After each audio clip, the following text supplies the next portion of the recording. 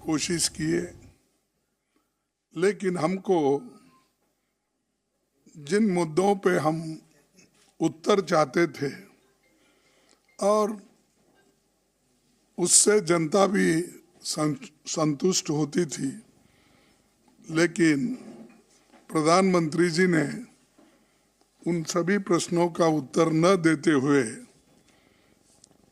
सिर्फ अपना चुनावी भाषण के जैसा छाती ठोक ठोक कर उन्होंने अपना भाषण दिया। ठीक है, हर एक को फ्रीडम ऑफ स्पीच है और अपने तहत बात करते हैं, लेकिन वैसी आज़ादी हमको पार्लियामेंट में कानून के तहत, संविधान के तहत और रूल्स ऑफ प्रोसीजर्स के तहत मिलना चाहिए। तो इसीलिए हम छोटे उद्योगपति की बात की और राजधर्म का बात किया और अडानी के कंपनियों का हमने बात किया और जो शब्द अनपार्लियामेंट्री ने अब वॉशिंग मशीन की बात की, जो जिसमें ईडी सीबीआई जिसके ऊपर छापे पड़ते हैं, फौरन उन एमएलओ को, एमपी को, राज्यसभा मेंबर को अपनी तरफ लेके जाते हैं, तो उस वॉशिंग मशीन में डालते ही वो बहुत उज्जवल बनते हैं, क्लीन होते हैं और फिर वो साफ बनकर वहाँ पर उनके साथ जुड़ते हैं। तो ये जो 75 साल बाद मित्रकाल है, इस मित्रकाल की बात हम वहाँ पर किए, इन शब्दों को भी वहाँ पर हटाया गया। कोई अनपार्लियामेंट्री बात तो हम नहीं कही और हमने ये बताने की कोशिश भी की कि पॉइंट ऑफ ऑर्डर के तहत रूल 238 और रूल 38A और उसी तरह जो एक्सपेंज करने के लिए 261 और 262 के तहत कुछ प्रोसीजर होते हैं, उसके तहत भी हम पूछने की कोशिश करें, लेकिन मुझे मौका नहीं मिला।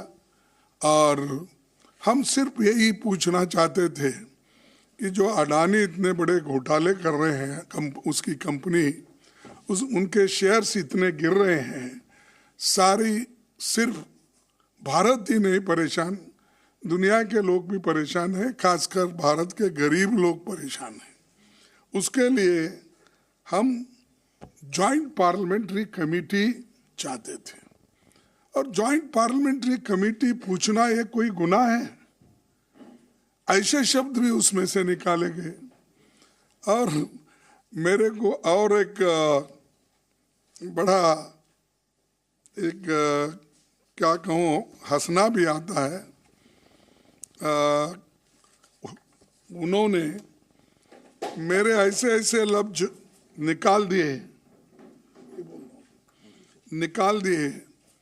मैंने पेज नंबर 48 पे कहा था, आपकी चुप्पी साधने के वजह से और मौनी बाबा बनने की वजह से ये परिस्थिति आई है। ये मोदी साहब भी वहाँ थे और ये मौनी बाबा का शब्द उन्होंने अनेक बार नरसिंह राव जी के खिलाफ और मनमोहन सिंह जी के खिलाफ बोले। वो अनपार्लियामेंट्री नहीं था, वो निकाले नहीं उस वक्त, ये इसको निकाले। आप कैसे, और एक दूसरी पन्ना 54 पे आप कैसे ऐसा बोल रहे हैं, मुझे बोलना भी आप सिखाएंगे? मैंने कहा, क्योंकि जब चेयरमैन साहब मुझे कहे कि भाई आप ठीक बोलिए, तब मैंने बोला साहब आप क्या मुझे बोलना भी सिखाएंगे? तो वो भी आपत्तिजनक हो गई, वो भी निकाल दिए। इसमें पार्लियामेंट्री अनपार्लियामेंट्री क्या है? और पन्ने 55 पे वे चंद उद्योगपतियों के